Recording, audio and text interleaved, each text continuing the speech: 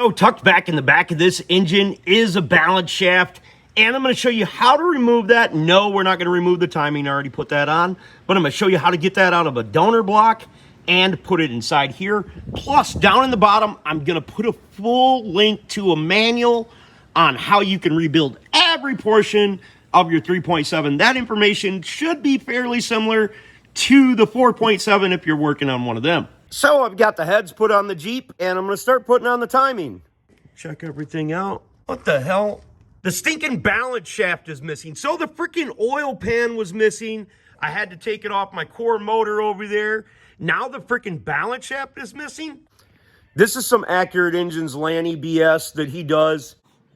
I mean, how do you say, oh yeah, we got your rebuilt short block. We kept your oil pan and we kept your balance shaft. Now I can kind of understand the oil pan because you're not supposed to leave sheet metal on vehicles or engines when you send them to any rebuilder. I mean, you take everything off. It's not anything that they're rebuilding. And I should have took the oil pan off, so I kind of let that one slide a little bit. But the balance shaft for the engine, yeah, that's a necessity. Or I could run without it. That's not the way it was designed. And I don't care if it gives it less horsepower. I want it to be correct, and I want it to run for whoever ends up owning it for as long as possible. So we're going to go ahead and take the balance shaft out of the other engine that we got. Okay, so apparently to remove this balance shaft, we need to remove this bolt right here. And once you remove that bolt, this will move back here, but you can't just pull it out.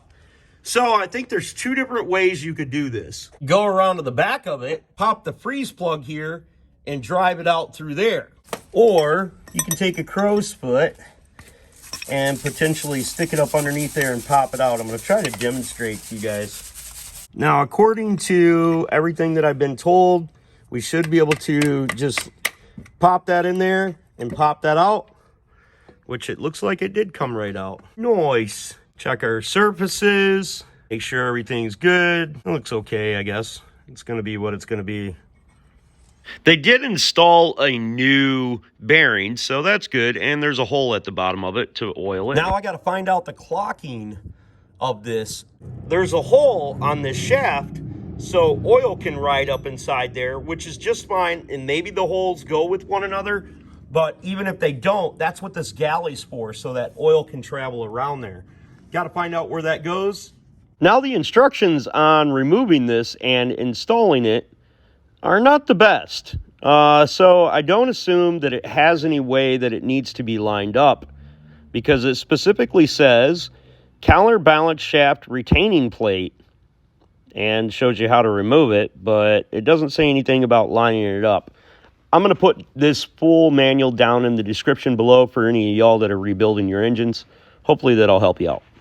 So I'm going to have to use my head when installing this thing. I don't think it matters where that oil hole is because of that galley that's down inside there. And with that galley there, it should keep that oil going up inside that hole. Now I could put the hole over the top of the hole that's on the bottom of the bearing right there. But anyways, we'll install this thing, and because this moves and that dot is balanced to the shaft right here, I'm thinking it probably doesn't make all that much difference. Important fact that I left out. Make sure you lube your shaft before you stick it in the hole. Think about how fast that thing's gonna burn up. Ouch.